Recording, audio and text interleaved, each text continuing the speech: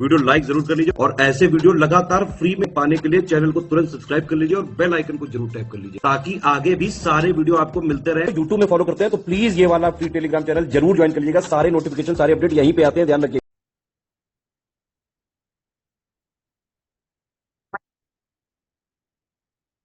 Hello everyone, welcome you all to study for civil services. और आज अपनी date है 17 तारीख। 17 जनवरी के इम्पोर्टेंट आर्टिकल्स को भी हम लोग देख लेते हैं।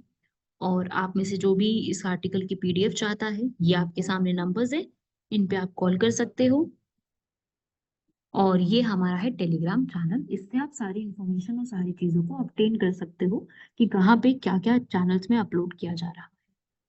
अब आते हैं हमारे इम्पोर्टेंट आर्टिकल्स के ऊपर। ये है हमारे 6 इम्पोर्टेंट आर्टिकल्स। सबसे पहले रिपब्लिक डे की परेड जो अभी होने वाली है, उसमें क्या नया प्रस्ताव आया है। प्रधानमंत्री अनुसूचित जाति अभ्युदय योजना, नेबरहुड डिप्लोमेसी, ये सेकंड वाला आर्टिकल प्रीलिम्स के लिए जरूरी है। और ये वाला जीएस पेपर 2 के लिए। और ये वाला तो एक कॉमन आर्टिकल है। फिर HPV vaccination, beetle battle, tiger territory tensions. करते हैं सबसे पहले आर्टिकल से शुरुआत, रिपब्लिक डे के ऊपर।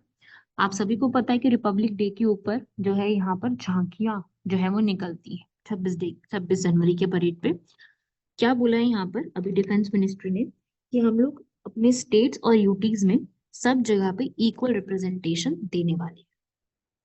ठीक है, तो डिफेंस मिनिस्ट्री ने एक नया प्रपोजल यहाँ पे रखा है कि हर स्टेट और यूटी को अपनी झांकी दिखाने के लिए, टैब्ल्यू दिखाने के लिए एक प्लान दिया गया है, जिसमें ये बोला गया था पहले की कुछ स्टेट्स ने ऐसा बोला था कि भाई क्या होता है कि उनको उनको रिप्रेजेंटेशन पूरी नहीं मिलती थी। अब यहाँ पे ये चीज बोली गई है कि रिप्रेजेंटेशन पूरी रखी जाएगी। तो यहाँ पर डिस्कशन करने के बाद, ठीक है, रिप्रेजेंटेशन होगी। इसमें ये बोला गया कि हर राज्य को, हर केंद्र शासित प्रदेश को 3 वर्ष के भीतर गणतंत्र दिवस परेड में भाग लेने का अवसर मिला करेगा हर 3 साल। ठीक है, तो हर कंट्री ने यहाँ पर ऑलमोस्ट साइन, हर स्टेट ने यहाँ पर साइन भी कर दिया। तो इससे क्या है कि हर एक स्टेट को, ऐसा नहीं कि जिस स्टेट के पास कल्चरल हेरिटेज ज्यादा है वो यहाँ पे शोकेस ज्यादा करेगा। इसमें क्या होगा, नेशनल प्लेटफॉर्म पे हर एक स्टेट, हर एक यूटी को इक्वल यहाँ पे अपॉर्चुनिटी मिलेगी अपने आप को शोकेस करने की। ठीक है ना। और इसी के थ्रू आप अपना हेरिटेज बहुत अच्छे से दिखाते हो जब सारे के सारे लोग मिल करके उसको देखते हैं। सबसे पहली बार 1950 में शुरू हुई थी और तब से 26 जनवरी को हर साल होती है, आपको पता ही है। 26 जनवरी 1950 को हमारा संविधान लागू किया गया था, उसी के उपलक्ष्य में ये स्टार्ट हुआ था और ये तब से अब चल रहा है। ठीक है, तो ये चीज थी, छोटा सा था आर्टिकल, वो मैं आपको सिर्फ एक इन्फॉर्मेशन देना चाहती थी। इसमें ऐसा नहीं कि कोई एग्जाम में क्वेश्चन बनेगा या कुछ, इसमें कोई क्वेश्चन नहीं बनेगा। बट ये आपकी एक छोटी सी इंफॉर्मेशन के लिए था, तो आप इस इंफॉर्मेशन को दिमाग में रखेंगे कि ऐसा भी है। ठीक है भाई, बस उतनी सी चीज है और कुछ नहीं है। इस वाले आर्टिकल में डिटेल में आपको कुछ भी स्टडी ऐसा नहीं करना, it is just an information for you, short information जिसमें बस ये छोटी सी डिटेल थी आपके लिए। हाँ भाई, अब ये इंपॉर्टेंट है कि भाई अनुसूचित जाति के लिए एक अभ्युदय योजना सरकार ने यहाँ पे जो स्टार्ट करी है एससी कम्युनिटीज के लिए, पीएम अजय स्कीम। कौन सी स्कीम है? पीएम अजय। एक्चुअली में PM Ajay, Adarsh Gram Yojana, special category assistance, इन सबको मिलाकर के स्टार्ट कर दी गई है। बाबू जगजीवन राम छत्रवास योजना, सबको मिलाकर के पीएम अजय योजना स्टार्ट हुई है, जो कि एससी पीपल के लिए डेडिकेटेड है। स्केड्यूल्ड कास्ट, ठीक है ना, स्केड्यूल्ड कास्ट के लोगों के लिए ये पूरा एक इम्प्लीमेंट हुई है, 2021-22 से शुरू हो चुकी है, जिसमें ये बोला गया कि भाई हम लोग जितने भी विलेजेस हैं, जितने भी हमारे गांव हैं, वहां पे जो डोमिनेशन होती हैं, डोमिनेशंस को हटा करके हम लोग क्या करने वाले हैं, उसको हम लोग एक आदर्श ग्राम में, जहाँ पे इंफ्रास्ट्रक्चर, इकोनॉमिकली डेवलपमेंट सब कुछ बहुत अच्छा रखा जाएगा, जहाँ पे हम लोग इनकम जनरेटिंग स्कीम्स को लेके आ सकते हैं, जहाँ पे बहुत अच्छी इनकम जनरेट हो सकती है उन रीजन्स में। ठीक है ना, तो वो सब चीजें हम यहाँ पे करने वाले हैं, इस स्टेप में ये लिया गया है। ठीक है, ग्रांट एड दी जाएंगी इस पूरे में। हॉस्टल्स, टॉप इंस्टीट्यूट्स बनाए जाएंगे ताकि एससी पीपल को अलग से एक हॉस्टल की सुविधा भी मिले। इवन फाइनेंशियल असिस्टेंस भी दी जा रही है ना। तो ये सब प्रोवाइड की जा रही है पीएम अजय स्कीम के अंदर। तो आपसे पूछा जाता है पीएम अजय स्कीम किसका मर्ज्ड है, तो भाई 3 स्कीम्स को मर्ज करके चलाया गया है, Gram Yojana, central special central assistance, और बाबू जगजीवन राम छात्रावास योजना। बाबू जगजीवन राम भारत के इंडिपेंडेंट इंडिया के पहले मजदूर मंत्री या फिर लेबर मिनिस्टर भी रह चुके हैं, और इन्हीं की पुत्री मीरा कुमार ये हमारी स्पीकर ऑफ लोकसभा रह चुकी हैं। भारत की पहली महिला स्पीकर के रूप में ये रह चुकी हैं। ठीक है भाई, तो ये सब फैक्ट्स आपको याद रखने हैं। ये फैक्ट्स हैं, ये सब कुछ फैक्ट्स पूछे जाते हैं, और एग्जाम में हो सकता है पीएम अजय के पिलर्स, कंपोनेंट्स, घटक, पैरामीटर्स ये भी पूछ ले, तो वो भी आपके सामने है कि भाई क्या करना है। डोमिनेटेड विलेजेस को आदर्श ग्राम, जहाँ पे जाति बहुल गांव है उनको चेंज करके आदर्श ग्राम के रूप में लेके आना, परियोजनाओं के लिए अनुदान देना, ये सब चीजें शुरू की जाएंगी।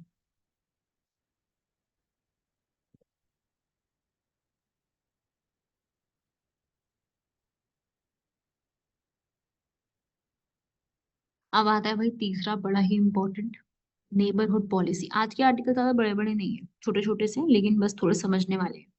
देखो भाई, नेबरहुड में क्या है, हमारे प्रधानमंत्री जो हैं वो लक्षद्वीप जब से गए हैं तब से इंडिया और मालदीव्स के रिलेशन काफी खराब हो गए हैं, कंट्रोवर्सी बढ़ गई है, एंटी इंडिया हो गई है भाई मालदीव्स पूरा ही। मालदीव्स ये कहता है कि भाई हम लोग अब इंडिया से अपनी जो डॉक्टर वाली जो एड लेते थे ना, मेडिकल एड, वो भी नहीं लेंगे अब। तो वो भी बात है, चाइना से रिलेशन बढ़ा रहे हैं वो लोग अपने, तो कंट्रोवर्सी बढ़ गई है। जब क्या हुआ कि इंडिया के प्राइम मिनिस्टर भाई गए लक्षद्वीप, उन्होंने लक्षद्वीप की तारीफ करी, तो मॉलडीव्स के 3 डेप्यूटी मिनिस्टर्स ने हमारे प्रधानमंत्री और लक्षद्वीप को लेकर के काफी गलत गलत बातें बोली, स्पेशली लक्षद्वीप का नाम लिख के अपने ट्विटर पे डाला, तो ये चीजें कंट्रोवर्शियल हो गई। तो उसके बाद से यहाँ पर इंडिया और मालदीव्स का रिलेशन जो है वो अच्छा नहीं है। और इसके बाद से मालदीव्स को बॉयकॉट करने की काफी ज्यादा बड़ी ट्रेंड चल रहा है कि मालदीव्स नहीं जाना है, वहां पे जा करके जितनी भी चीजें उसको स्टॉप कर देना है। ठीक है, तो ये इसकी वजह से इंडिया की रिलेशनशिप बिल्कुल अपने इमीडिएट नेबर मालदीव्स के साथ खराब हुआ है। और लक्षद्वीप और मालदीव्स बिल्कुल साथ साथ ही पड़ते हैं, दोनों रीजन बिल्कुल साथ है। मॉलडीव्स यहाँ पर एंटी इंडिया प्लेटफॉर्म भी शो कर रहा है, मॉलडीव्स में भी इंडिया के अगेंस्ट काफी सारी चीजें हैं। वहाँ की जो प्राइम मिनिस्टर है उनका कहना है कि भाई इंडियन जितने भी ट्रूप्स हैं यहाँ पर आर्मी के, उनको यहाँ से विड्रॉ कर लिया जाए, हम यहाँ पर अलाउ नहीं करेंगे। तो ये सब बोलना शुरू हो गए हैं, ये सब चीजें बढ़ रही हैं वहां पर।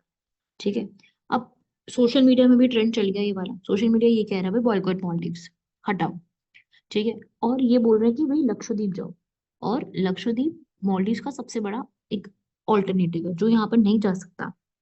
मॉलडीव और लक्षद्वीप जाए, अपनी इंडिया की टूरिज्म को प्रमोट किया जाए, जो कि एक बहुत ही हेल्दी कॉन्सेप्ट है, इसमें कोई बुराई नहीं है, अपनी इंडिया के चीजों को प्रमोट करने में कोई भी बुराई नहीं है यहाँ पर। ठीक है, तो ऐसा नहीं कि मॉलडीव्स और इंडिया के रिलेशन अब खराब है तो बहुत प्रॉब्लम हो जाएंगे, ऐसा नहीं है, पहले के रिलेशंस काफी अच्छे थे। हिस्टोरिकल टाइज, कल्चरल टाइज आप देख सकते हो, पहले काफी अच्छे भी रहे हैं हमारे।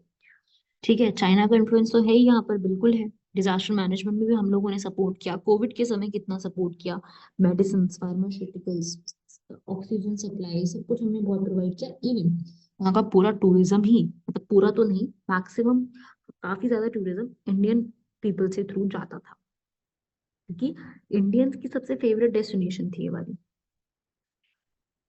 राइट।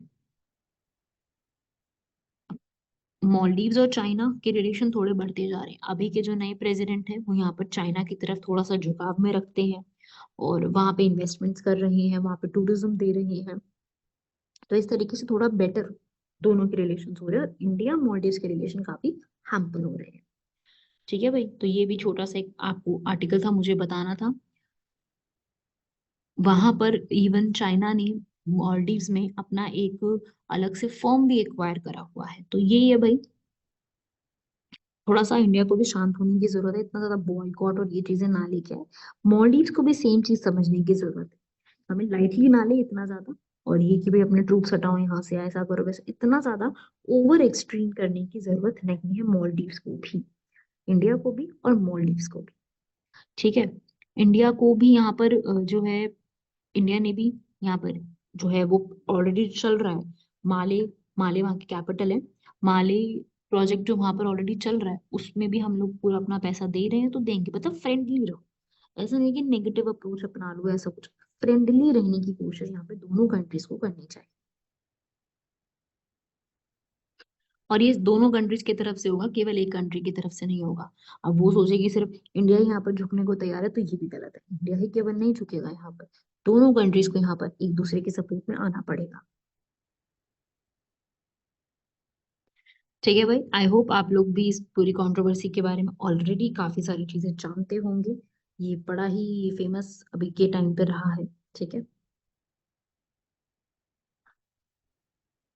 चलिए भाई अगला देख लेते हैं। एचपीवी वैक्सीनेशन मतलब कि ह्यूमन पैपिलोमा वायरस वैक्सीनेशन 9 से 14 साल के गर्ल्स के लिए स्टार्ट किया गया है 3 फेजेस में, जो कि फीमेल में जो कैंसर और फीमेल में जो जेनेटिकल डिजीजेस होते हैं उसको कंट्रोल करेगा सबसे ज्यादा। ठीक है भाई, तो ये सर्वावैक जो ऑलरेडी हमारे यहाँ पे बनती है, सर्वावैक जो है उसी के थ्रू हमने एक नई यहाँ पर वायरस की वैक्सीन निकाली है। यहाँ पर कोविड-19 की वजह से हम लोगों को वैक्सीनेशंस में काफी सपोर्ट मिला है ग्रो करने में।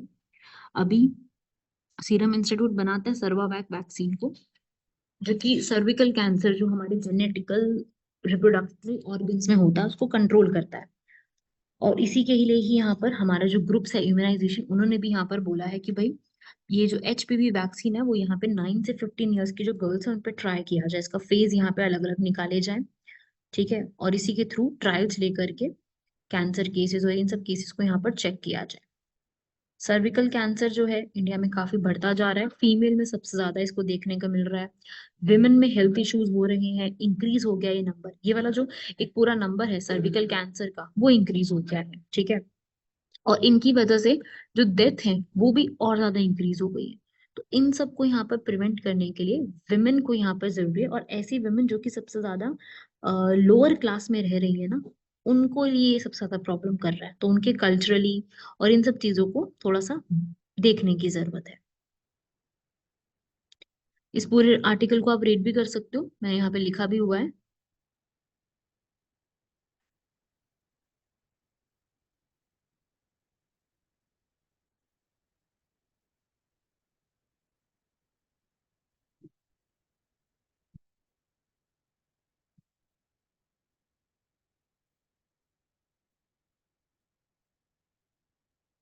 ऐसे ही हमारा फिफ्थ आर्टिकल है बीटल बैटल के ऊपर। बीटल बैटल, ये जो काफी सारी कंट्रीज में ये पेस्ट आपको देखने को मिलेगा, यूकेलिप्टस बीटल, ये न्यूज में है काफी ज्यादा। इनको थ्रेट है, थ्रेट का मतलब है यहाँ पर कि इनको कुछ खतरा है अभी, तो उसी के ऊपर है इधर।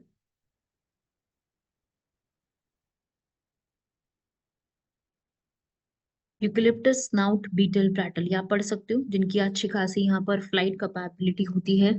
सबसे ज्यादा ये आपको ऑस्ट्रेलिया के रीजन में मिलेंगे। ये पेस्ट की तरह यूज होते हैं, इनको फंगल सॉल्यूशंस की तरह इस्तेमाल किया जाता है ताकि कंट्रोल भी किया जा सके। ठीक है,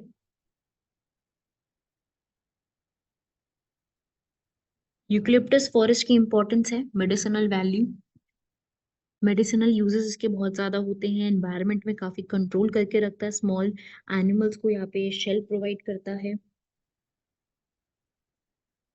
नेचुरली फॉरेस्ट को प्रोटेक्ट करता है, इकोनॉमिकली एनवायरनमेंट के रूप में ये काफी ज्यादा है, तो आप ये पढ़ सकते हो इधर। ठीक है, ये भी आप रीड कर सकते हो, it's not that much important topic, इससे इतना ज्यादा कोई एग्जाम में क्वेश्चंस पुट अप नहीं होते हैं।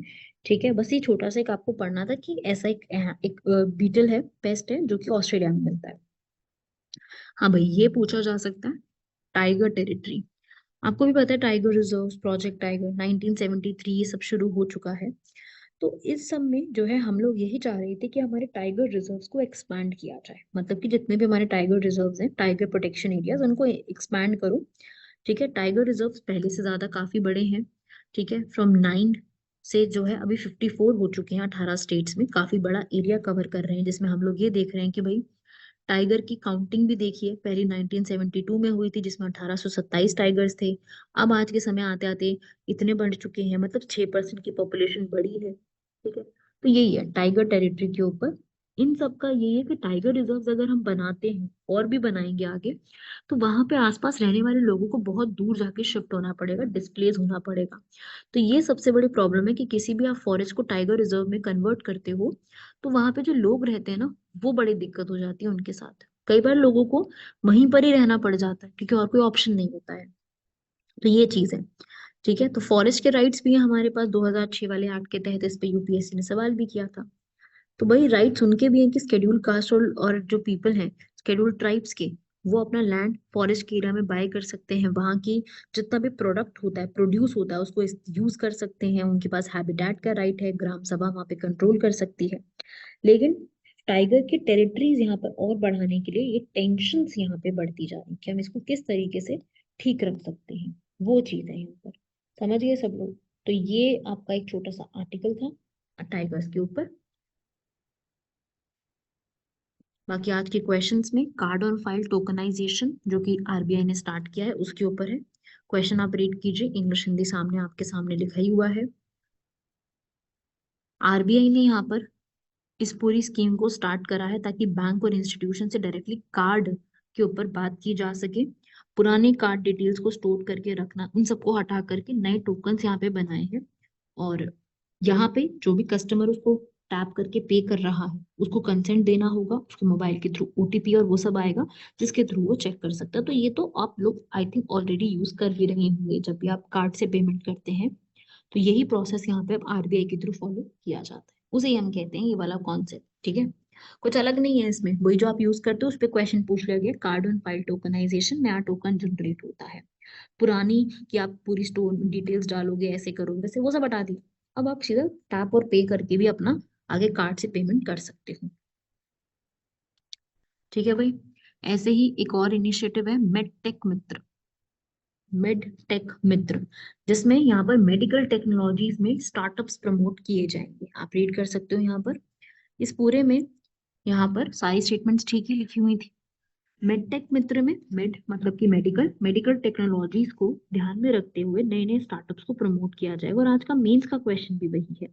देखो भाई, जब भी मेडिकल, जैसे आपने बताया कि स्किल्स के लेकर के बहुत सारी चीजें इंप्रूव हुई हैं, ऐसी मेडिकल लाइन को लेके भी एंटरप्रेन्योरशिप को इम्प्रूव करने के लिए मेडटेक मित्र जैसे पूरे एक को स्टार्ट किया गया है, जिसमें मेडिकल हेल्थ केयर सेक्टर में, फार्मास्यूटिकल्स में एक मेडिकल टेक्नोलॉजी लेके आई जाएगी, इन्वेस्टर्स को बुलाया जाएगा, सपोर्टर्स को बुलाया जाएगा, और ऐसे करके एक बेटर इनिशिएटिव स्टार्ट किया जाएगा। तो आप रीड कर सकते हो मेडटेक मित्र के बारे में, पूरा कॉन्सेप्ट क्या है, इसमें क्या क्या चीजें आती हैं, और इसी के थ्रू आपको मेंस का भी अपना आर्टिकल पूरा का पूरा लिखना है। ठीक है। और आप यहाँ पर पूरी की पूरी इसी के साथ में मिल करके हेल्थ केयर सेक्टर को बढ़ा सकते हैं। ठीक है ना, तो ये अभी ही रिसेंटली न्यूज में था, मेडटेक मतलब मेडिकल टेक्नोलॉजी। ठीक है, तो हमारी जितनी भी बाहर से हम चीजें मंगाते हैं वो सब चीजें इंडिया में ही बननी शुरू हो जाएंगी, जैसे कि एमआरआई की मशीन्स हो गई, इंसुलिन के पंप्स हो गए, सर्जिकल इंस्ट्रूमेंट्स हो गए, एक्सरे मशीन्स हो गई, वो सब चीजें यहीं पर ही स्टार्ट होती जाएंगी, जो कि इजी एक पोर्टल के रूप में बना देंगे, और लोग आकर के इसमें जुड़ करके अपनी स्टार्टअप्स को स्टार्ट कर सकते हैं। और जितनी भी टेक्नोलॉजी यूज होती है मेडिकल्स में वो सबके लिए अपना कॉन्ट्रीब्यूशन दे सकते हैं। ठीक है भाई, इसको आप पढ़ लीजिएगा, रीड कर लीजिएगा, ये हमारे आज के इंपॉर्टेंट आर्टिकल्स कंप्लीट कीजिएगा। यहाँ तक मिलते हैं आप सभी लोगों से नेक्स्ट लेक्चर में, तब तक के लिए धन्यवाद, शुक्रिया, जय हिंद।